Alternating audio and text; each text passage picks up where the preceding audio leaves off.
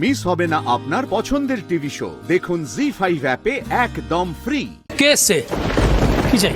কি দরকার আপনাদের? আমরা ভ্যাকসিনেশন ভলেন্টিয়ার, ডেঙ্গির ভ্যাকসিন দিতে এসেছি। আমাদের দেখে কি বোকা মনে হচ্ছে?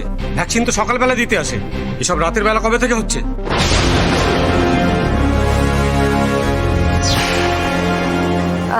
সকালেই বেরিয়েছিলাম, আসলে অনেক বড় ওয়ার্ড তো, সবাইকে ভ্যাকসিন দিয়ে আস্তে আস্তে সন্ধে হয়ে গেছে। তাই বলে কি কাজটা না করে চলে যাব বলুন?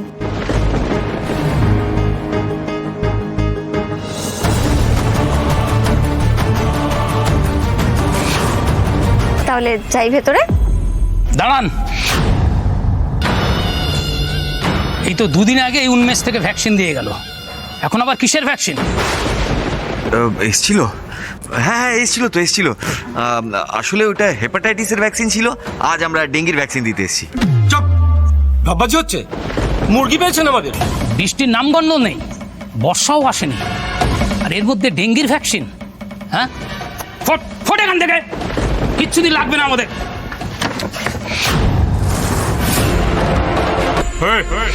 কি হচ্ছে নাকি?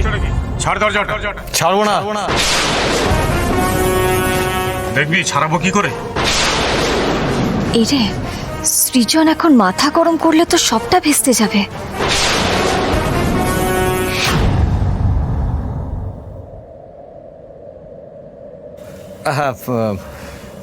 না না, আপনাদের সুরক্ষিত না করে আমরা তো ছাড়বো না। আসলে কি জানেন তো, প্রত্যেকবার না ওই বর্ষা আসলেই ডেঙ্গির পরিমাণ বেড়ে যায়। তাই এবার আমরা এনজিওর তরফ থেকে আগে থেকে একটা প্রিকশন দিচ্ছি, যাতে মৃত্যুর হার কম হয়। দিদির পারমিশন ছাড়া আপনাদের বডি তো দূরের কথা, পায়ের জুতোটাও ভেতরে যাবে না।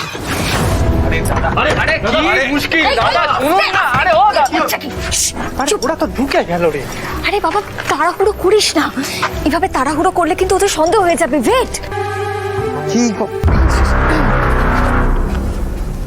দিদি আপনাদের ভেতরে আসতে বলেছে। দাঁড়ান,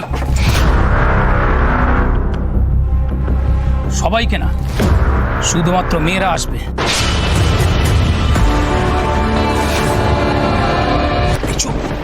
দিদি পুজোয় বসেছে, দিদির পুজো শেষ হবার আগে ওদেরকে সবকটাকে বিদায় করতে হবে। না না, আপনারা কিন্তু কিছুতেই ভেতরে যাবেন না।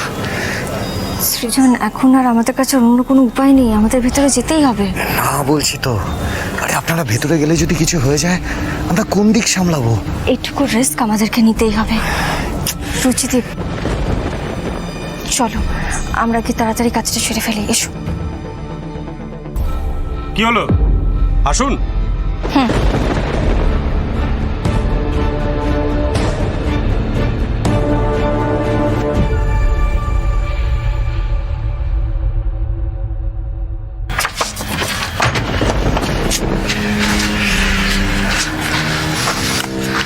মির্জা, এটা কি হলো বলতো? বর্ষাকে রেস্কিউ করতে এসে তো আমরা বৌদি ভাই রুচিটাকে বিপদে ফেলে দিলাম।